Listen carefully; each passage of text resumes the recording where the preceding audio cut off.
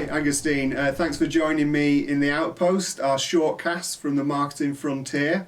Today we're going to explore whether a brand should have a purpose in life or should it stick to the simple art of selling. Well, first of all, I think there is this kind of tendency in our industry to find buzzwords that are helping us to sell better what we do. And this is something that has been going on since the beginning of, advertising, I would say. So the answer is no, you don't have to have a purpose in order to do good communication. In my opinion, you just have to have a point of view on what you do.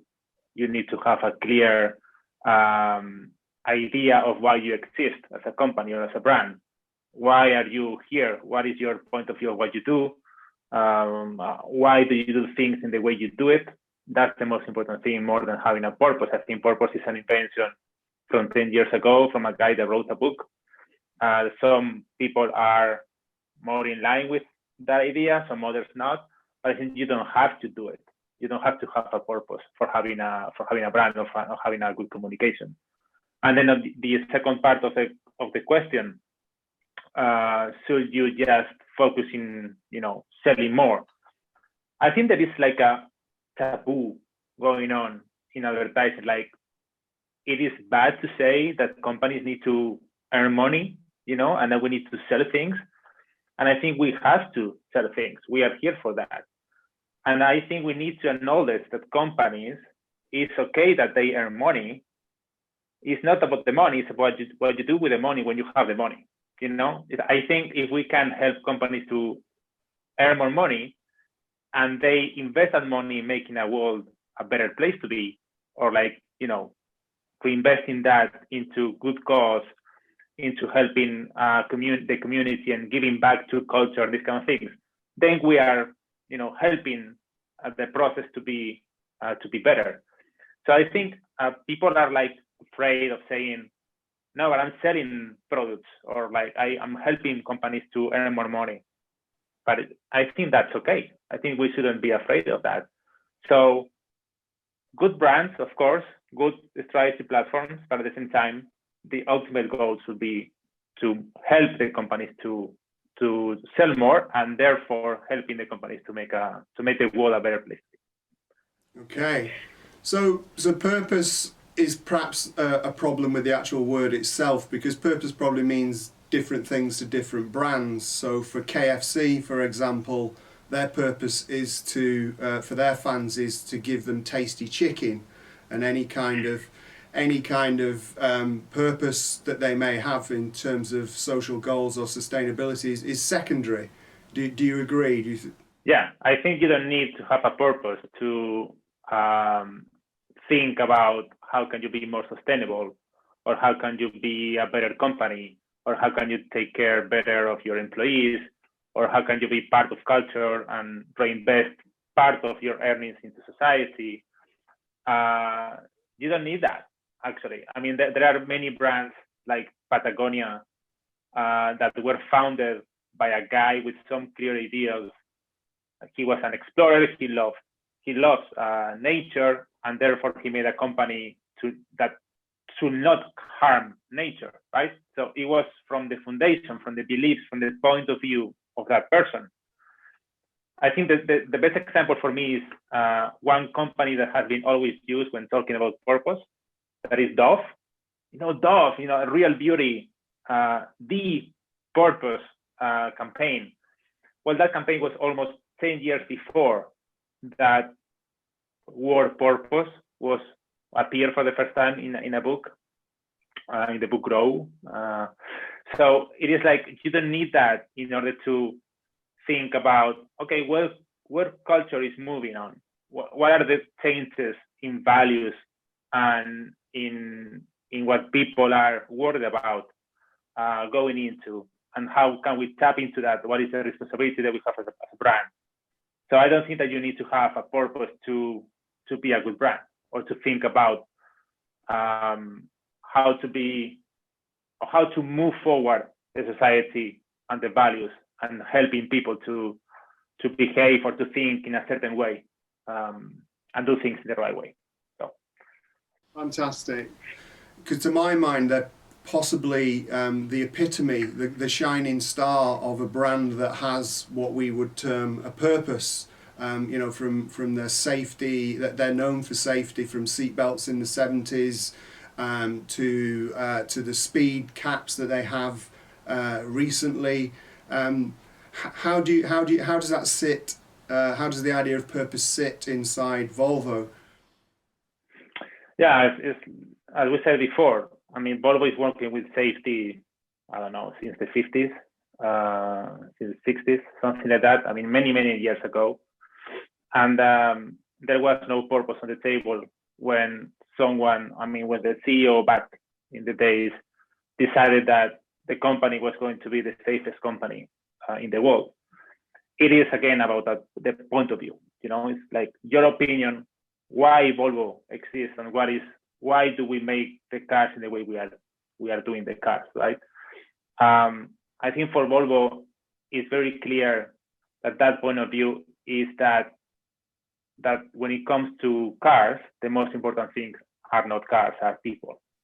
And that point of view, or that guidance, that thinking guidance, I think it's very important, because when you apply that to everything, you see in front of you what is the decision that you have to do, or what is the decision you have to take. We do have a purpose now, but I think it's more for aligning the company internally, all the stakeholders. So we know where we are going into. We know what we have to communicate. We know what is the path, but what are the pillars that we are having for the brand. But that purpose has been recently formed, and you can call it purpose, or you can call it mantra, or you can call it whatever you want to call it. But it's not from the purpose point of view of, we have to be a purposeful company or brand in order to have a good communication. Mm-hmm. All the campaigns you have seen, all the good things that Volvo has done during the years when it comes to safety and the campaigns and the communication, it was never ever brought to life from a purpose, like in a brief saying purpose, 2 dots. This is the sentence. No, it's more about, we are the safety company because we are from Scandinavia, we are progressive, and we put people in the center of everything, and they are the most important thing. And therefore, everything comes as a consequence. And I think what the purpose, or what that sentence that includes, in Volvo, is freedom to move in a sustainable, safe, and personal way. I think that is more or less internally for us to, when we go to the engineers, or when we go to the safety department, or when we go to a communication department, or it's a massive company. So it serves the role of aligning internally people, in one idea, in one objective, or one road that we need to navigate together.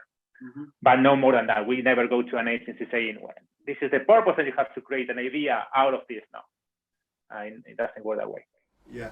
Okay. Fantastic. So what I really admired and loved about Volvo is the idea that you have that the pedestrian and the person outside of the car is as important as the person, i.e. the customer, the person inside of the car. And what do you feel about that, as particularly in comparison to the rival car brands?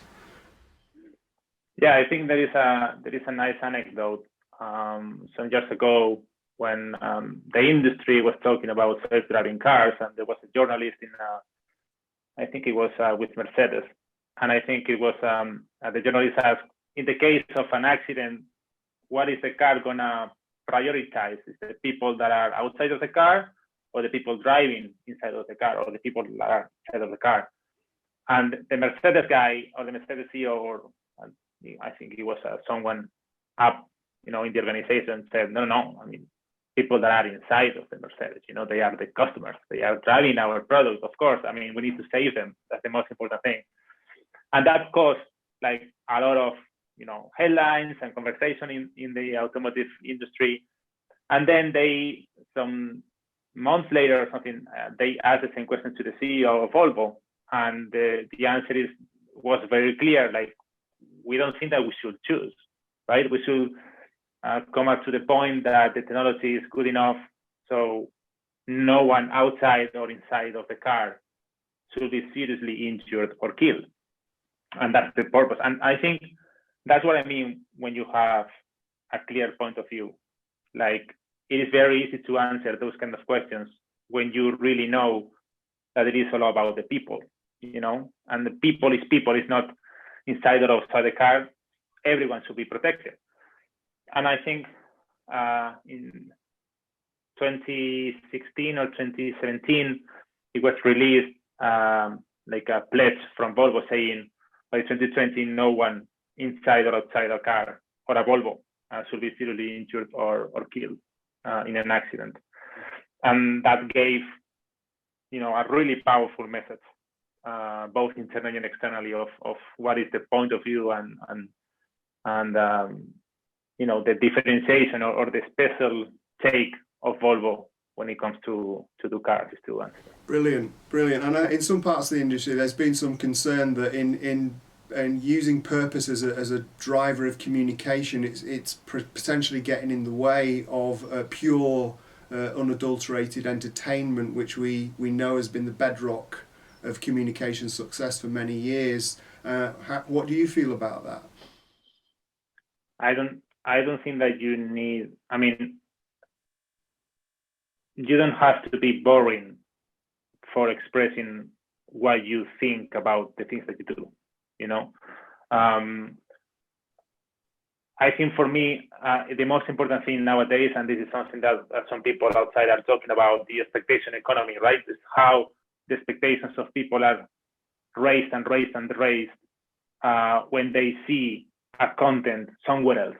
And they don't distinguish if they see the content coming from an ad on TV or from a series that they love on Netflix or from a movie from Hollywood that they love in the cinemas. It is all content, audiovisual content, and you know that is raising all the time the expectations of people when it comes to craft, when it comes to storytelling, when it comes to the interesting of, you know, the stories that brands are telling. So regardless of what we say, if it is product centric, or it is more like purpose centric, it should be entertaining. It should be crafted to the best level. It should be, you know, really, really nice. So people that are interrupted when they are doing something else, they could be interested in the content that we are putting out there. Brands are creators of content, are creators of culture. So in that sense, we have the responsibility to create something that is at the level of what people is watching outside or consuming outside. Okay. Easy, right? No, it's not easy, but that's why you and me are paid. So. Thank you very much, Agustín. Thanks for joining me in the Outpost. It's been brilliant. Thank you. Thank you. A pleasure. See you soon.